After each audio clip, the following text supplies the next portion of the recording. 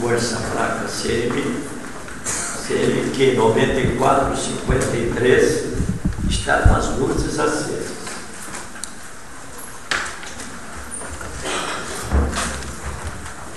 Mãe sozinha. Diz mulher da alegria, quando ela passa na rua, a pobre mãe continua, os olhos fitos no chão. Quanto fel, quanta agonia nessa mulher que condenas, ninguém lhe conhece as penas cravadas no coração. Tristeza no desconforto, sem palavra que a revele, trapos dourados na pele, traz angústia por dever. Viúva de um vivo morto, ele que segue sozinha, tem ao longe a pobrezinha, um filho quase a morrer. Já bateu a tanta porta, já pediu a tanta gente, dói-lhe a ferida pungente de ter sido mãe sem lar, abatida, semi-morta, apenas vê no caminho a febre e a dor do filhinho que a morte lhe quer roubar. Tu que cresceste na estrada, desde o berço de ouro e rendas, entre mimos e oferendas de paz, segurança e luz, fita essa mãe desolada na penúria que a consome, talvez que ela tenha fome ao preso da própria cruz. Não lhe zombes da amargura, também foi criança um dia, brincava, estudava e ria. Rosa, ao fulgor da manhã, também foi bela e foi pura. Hoje, nas mágoas que trilha, pode ser nossa filha, assim como é nossa irmã. Mãe na dor, bendita seja, escrava de toda hora, honra as lágrimas que chora nas dores por onde vai. Sem esposo que a proteja, sem anima, sem tutela, em Deus que sofre com ela, encontra a bênção do Pai. Irene de Souza Pinto, do livro Caridade, psicografado pelo Chico.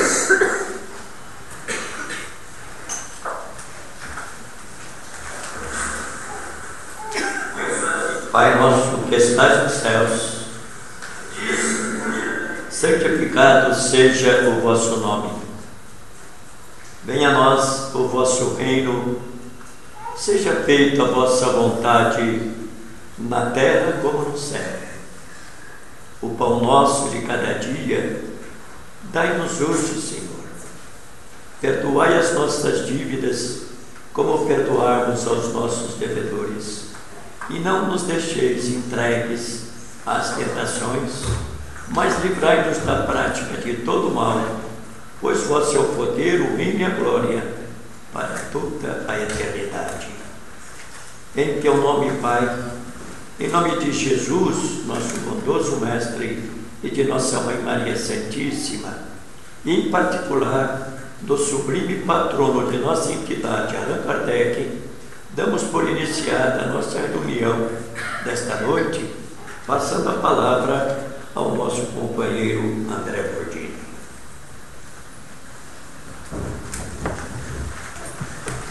Certo aí?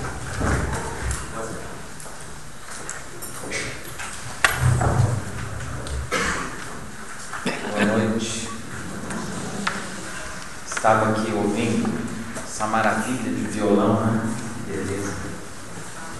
E pensando que a gente tem que dar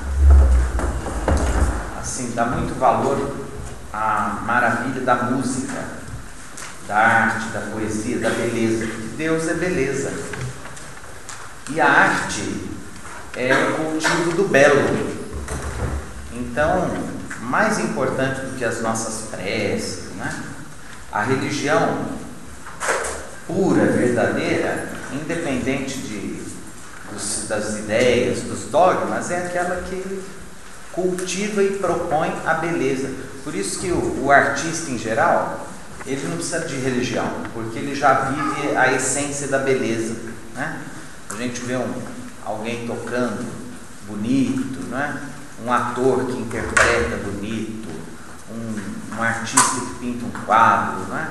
Um grande poeta, ele já está em contato com a divindade, com a beleza, com o bem, porque ele já está tornando o mundo mais bonito. Então, religiosidade é esse toque de beleza. Em algumas traduções das cartas do apóstolo Paulo, a palavra bem, em muitas circunstâncias, ela vem traduzida como belo, ou seja, para o pensamento cristão primitivo, beleza e bondade se unem. Não tem muita diferença entre o que é bom e o que é belo. Tudo que é bom é belo, e tudo que é belo, de alguma forma, é bom. Então é uma maravilha a gente ter o privilégio de ouvir violão antes da palestra e o piano da Deia depois da palestra. Entre um e outro, uma palestra lá mais ou menos, porque é o produto da imperfeição. A palestra é produto da imperfeição, mas a música é produto da perfeição, não é? Então, na palestra a gente exerce um certo raciocínio, a gente está trabalhando com a razão, com as ideias, mas a música não. A música, ela vai direto à nossa emoção, à nossa alma, ao nosso coração, ao nosso afeto. Por isso que às vezes com a música é possível atingir direto a alma de uma pessoa. A gente se emociona com uma música bonita, observando uma flor bonita como essa daqui, não é? Maravilha. Então, poesia, isso aí tudo é coisa linda para quem tem olhos de ver e ouvidos de ouvir. Jesus era, antes de mais nada, um poeta. Cada passagem da vida dele tem poesia.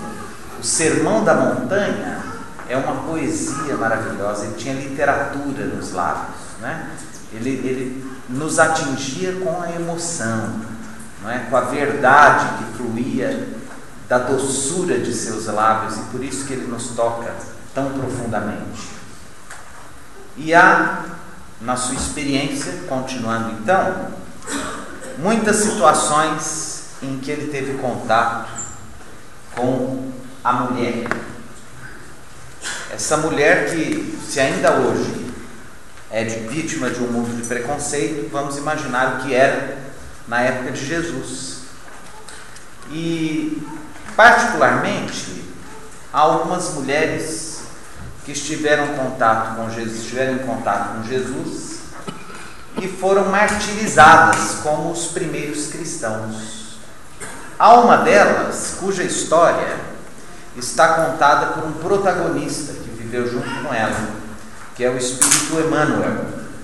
Emmanuel, que é uma expressão que quer dizer Deus conosco, e que se tornou ligado por Chico Xavier, né, por laços ligados a Chico Xavier, por laços, né, inquebrantáveis de séculos de amor, de convivência, se tornou o guia espiritual de nosso Chico Xavier.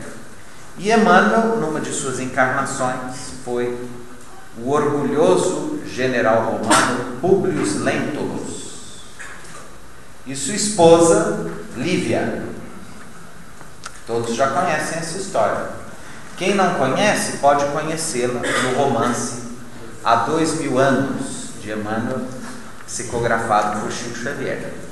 E Emmanuel, né, que naquela época era o Publius Lentulus, teve outras encarnações, depois como escravo nas Gálias, depois esteve, entre outras encarnações, aqui no Brasil, na figura do venerando jesuíta Padre Manuel da Nóbrega.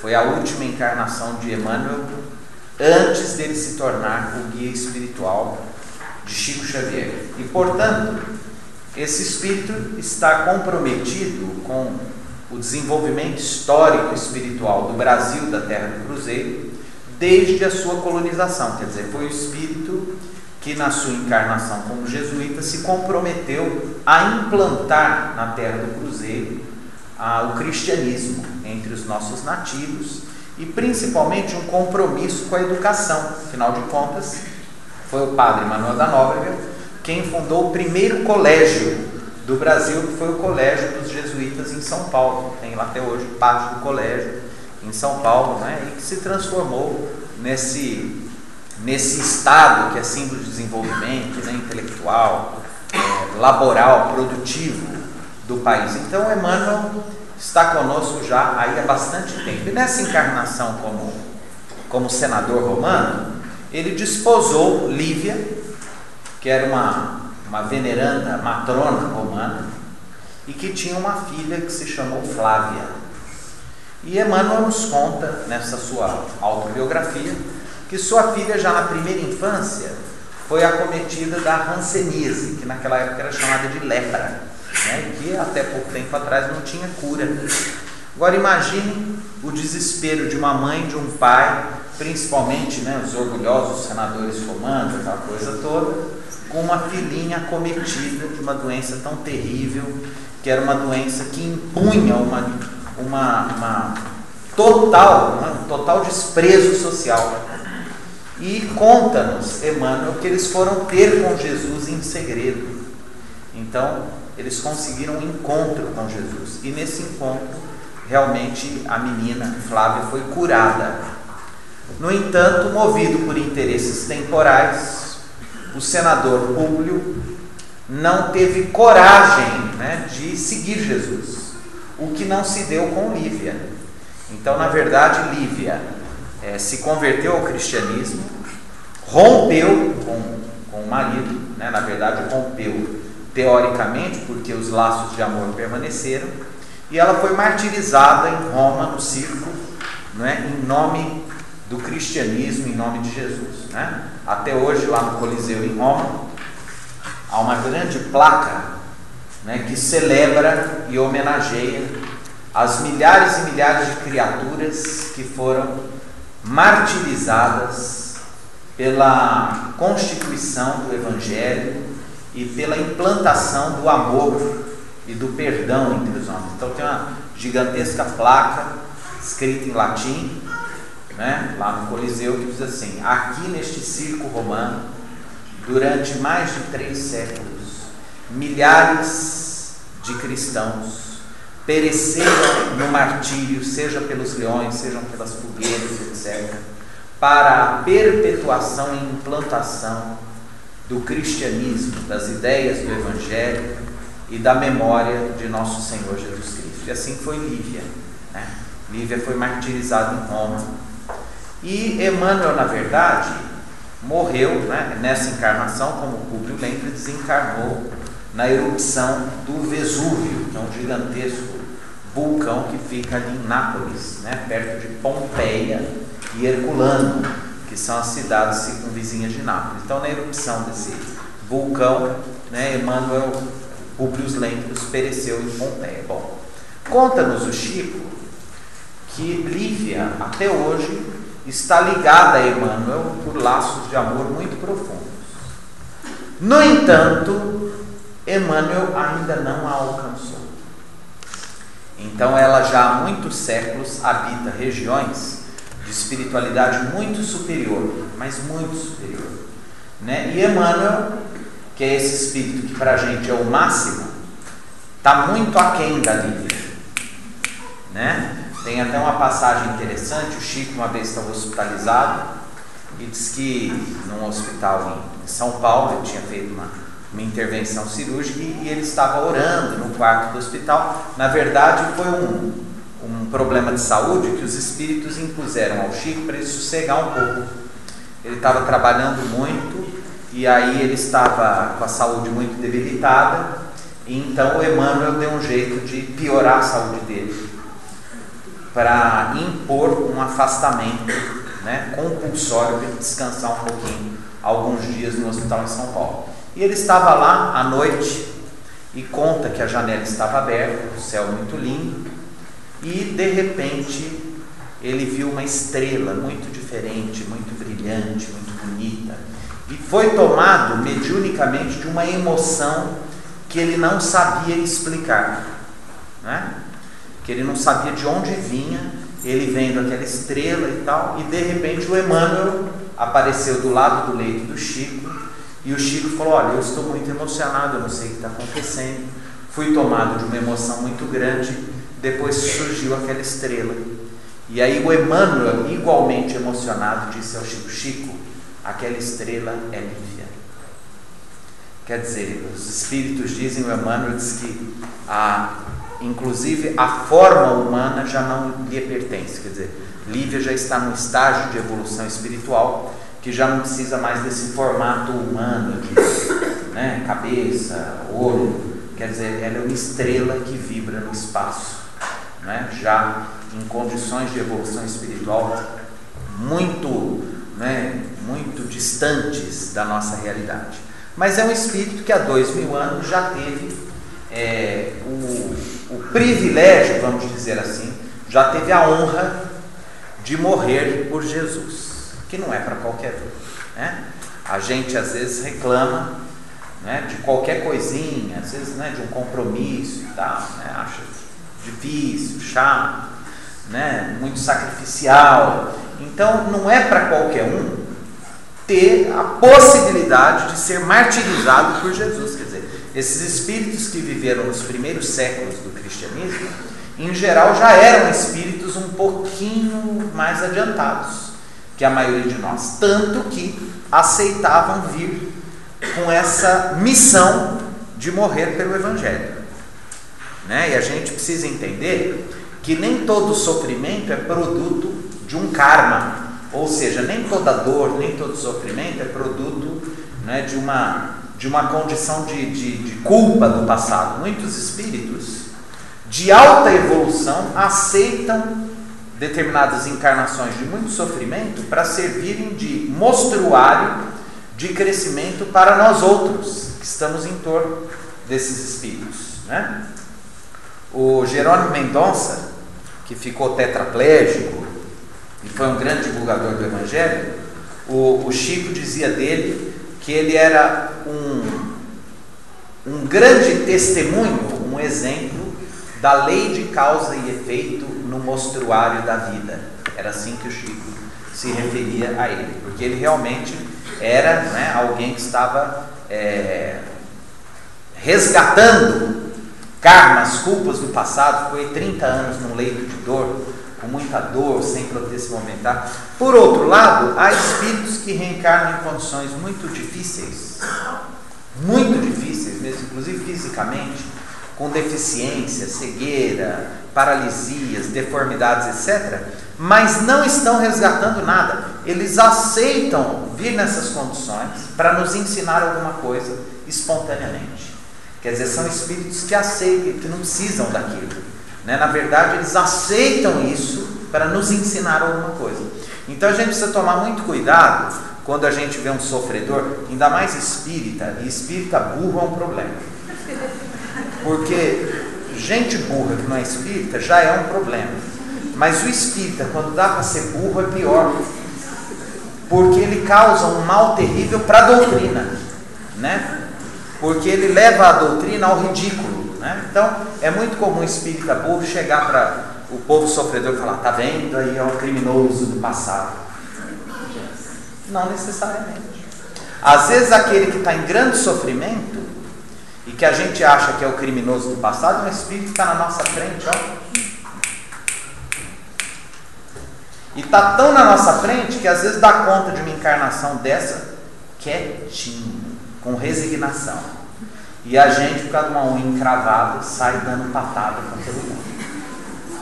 Ou de um chefe chato. Então, muito cuidado com aquilo que a gente fala. Não dá para saber, se é criminoso, se não é, enfim. E outra, a culpa, cada um é de cada um, quer dizer. Não é a gente que vai ficar falando quem é criminoso ou quem não é criminoso. Afinal de contas, uma vez numa entrevista, a repórter perguntou para o Chico: Chico, pergunta aí para o Emmanuel o que é um criminoso. E o Emmanuel falou assim: Chico, diz a ela que aqui no mundo espiritual a definição de criminoso é o seguinte: criminoso é qualquer um de nós que foi descoberto. Então essa questão de criminoso é muito relativo, Porque todos nós, de alguma forma, somos criminosos perante as leis divinas, cada vez que nós erramos e sabemos que estamos errando e fazemos, na teimosia, enfim. De qualquer maneira, eu queria falar um pouco de Lívia, já contei de Lívia, mas tem uma outra figura muito parecida com a história de Lívia. O nome dela era Joana. Joana era uma senhora, uma ilustre dama, né, da alta sociedade de Cafarnaum, que era casada com um intendente de Herodes, Antipas. E Joana, a esposa deste homem, que era chamado Cusa, e portanto ela era chamada de Joana de Cusa, ela acompanhava as pregações de Jesus, as lições de Jesus, de longe, escondidinho, porque seria muito comprometedor para o marido se alguém a visse no meio daquela gente que seguia Jesus, que não era uma gente nada respeitável, né? Quem é que seguia Jesus? Gente simples, pescadores, que eram chamados de ignorantes, gente muito pobre, muito simples, pequenos comerciantes, cobradores de impostos, prostitutas, leprosos, gente miserável, gente de má vida, samaritanos. Toda a escória, né, da sociedade era o público de Jesus. A gente fina, prestigiada, esse pessoal acompanhava de longe, né? E Joana era assim, ficava de longe acompanhando Jesus. Detalhe, ela ficava maravilhada com aquilo que ela ouvia de Jesus. E nós já falamos sobre isso a semana passada. O que nós temos que entender? Que estar na presença de Jesus era estar envolvido num magnetismo muito diferenciado. Era um magnetismo mesmo. Não dá para a gente imaginar o que é um espírito com o magnetismo de Jesus. Então o nível de envolvimento era um negócio muito interessante, né? Aquele jornalista que escreveu a biografia do Chico, Marcel Souto Maior, que é diretor de jornalismo da Rede Globo, e que inclusive nem é espírita, né, mas ele prestou um grande serviço à doutrina, fazendo uma biografia desapaixonada e técnica do Chico, conta que a primeira vez que esteve com o Chico lá em Uberaba, aconteceu um fenômeno muito interessante com ele, né? Ele estava perto do Chico, muito desconfiado de tudo que falava, e de repente ele começou a chorar. Só que ele conta que ele chorava, mas não sentia emoção nenhuma, só que também não conseguia parar de chorar. É como se uma mágica fizesse rolar dos olhos dele lágrimas e ele não conseguisse parar de chorar, né, a nenhum momento. E ele então não conseguiu explicar aquilo, né? Quer dizer, o Chico, né, envolvidos no magnetismo do Chico Xavier, isso era comum. Quanta gente que eu levei lá em Uberaba, que era louca para ver o Chico, para conversar com o Chico, a hora que chegava perto do Chico começava a chorar, dava o tempo e a pessoa não falava nada, só chorava. Por quê? Porque era um impacto vibratório, né, de tamanho choque, né, espiritual, de vibração, que muita gente perdia completamente a possibilidade do raciocínio perto do Chico, envolvido naquela vibração espiritual dele, né? Lá na Índia, com Sai Baba, a mesma coisa, né? Muita gente, né, em volta ali do Sai Baba, que inclusive faz 2 anos que desencarnou, né, não consegue raciocinar, a pessoa fica como que paralisada. Aqui em Ribeirão Preto, na Dona Estefânia, lá no sanatório, às vezes também era assim, chegava, né, criminoso, aqueles pacientes psiquiátricos muito, né, que tinham matado não sei quanto e tal, com 5, 6 homens segurando. A Dona Estefânia chegava e falava, pode soltar, tal, ficava igual um gatinho, entrava abraçado com a Dona Estefânia. Quer dizer, é a vibração magnética. Espíritos de alta evolução espiritual têm de tal forma uma ascendência sobre o sofrimento, a dor, sobre os seres humanos espiritualmente inferiores, que é muito comum o sujeito ficar sem ação, totalmente dominado e magnetizado, né, por esse espírito superior, né, o magnetismo dos espíritos superiores. Então Joana tinha esse envolvimento magnético também, como todo mundo que estava ali em torno de Jesus. Quer dizer, uma coisa maravilhosa, né, estar na presença de Jesus. E ela fica fascinada com aquilo. Só que ela tinha um problema. O marido era funcionário público, de alta graduação em Cafarnaum, ligado a Herodes, que era o tetrarca da Galileia, com muitos interesses em jogo. Imagine que naquela época a mulher não tinha outra opção. Ou ficava do lado do marido, ou não ficava, né? Ou não existia, quer dizer, ela ia morrer, ela ia ser degradada e degradada. Então não tinha escolha. E tudo que ele não podia era se envolver com Jesus, o marido. Então ela acompanha de longe ali Jesus.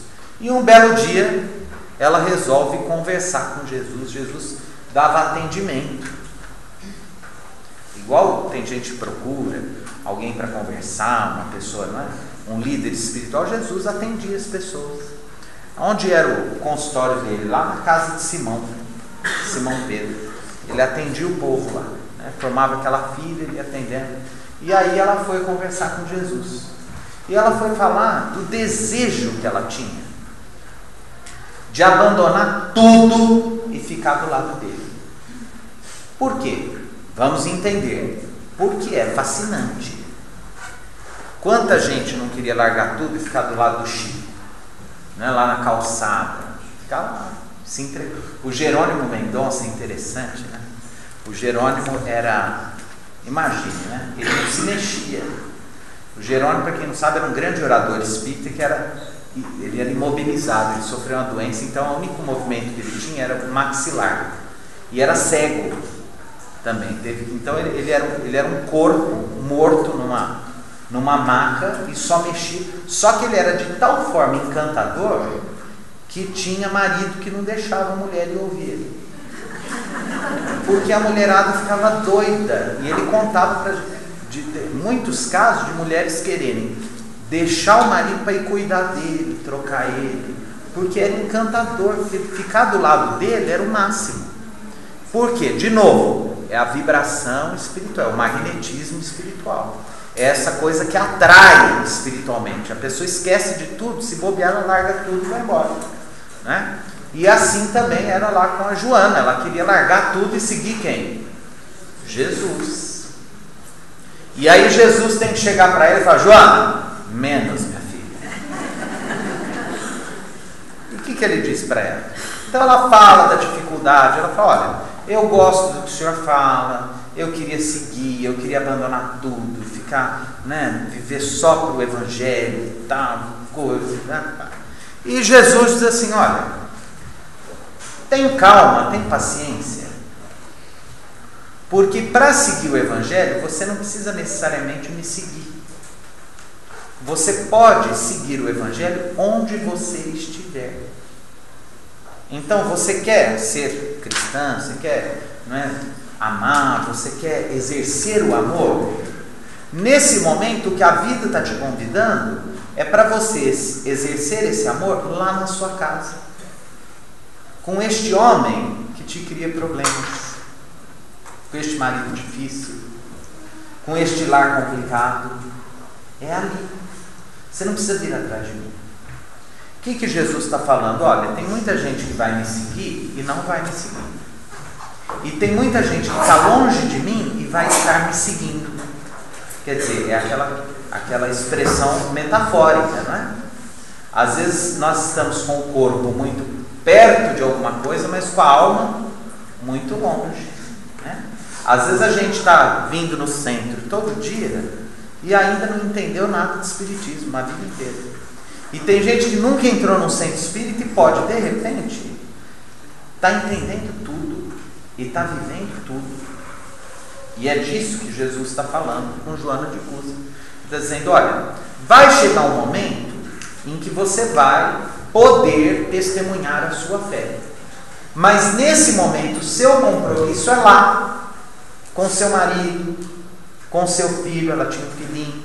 Vai cuidar deles. Me esquece, como se diz: olha, para, não é o momento, não é a hora. E muitas vezes isso acontece ainda hoje.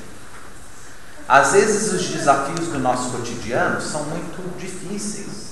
A gente gostaria de ter mais tempo para trabalhar no centro espírita, para ir numa creche, num orfanato, num hospital, desenvolver a famosa mediunidade, né? Porque todo mundo quer desenvolver a mediunidade, né? Aliás, esses dias a gente precisa começar a estudar isso aí, viu? Esses dias eu estava lendo um livro que tem sido muito esquecido e que, em geral, quem estuda mediunidade não lê esse livro e tinha que ler. É um livro da Dona Ivone Pereira chamado Recordações da Mediunidade. E tem uma página lá que, se quem estuda mediunidade lesse, ia mudar tudo que tem feito. Que ela diz assim: mediunidade ou é ou não é. Se a pessoa não sente nada, não perde tempo de ficar frequentando reunião mediúnica para ficar provocando, para ver se acontece. Tá lá, eu sei até a página, tá na página 18 do livro Recordações da Mediunidade. Se você já tem, já sente, é uma coisa. Agora não adianta quem não sente, não tem, ficar indo lá no centro. Sabe que igual forçar amizade? Não tem gente que força amizade? Tem gente que força a mediunidade. Fica 5 anos escrevendo um monte de baboseira. Eu estou vendo se eu consigo desenvolver a psicografia. Fica 10 anos. Sabe o que você aproveita? Nada. Fica lá, estuda a mesma coisa. Meus irmãos, nós aqui do outro lado estamos mandando um abraço para vocês. Tudo bobajaiado, mistificação.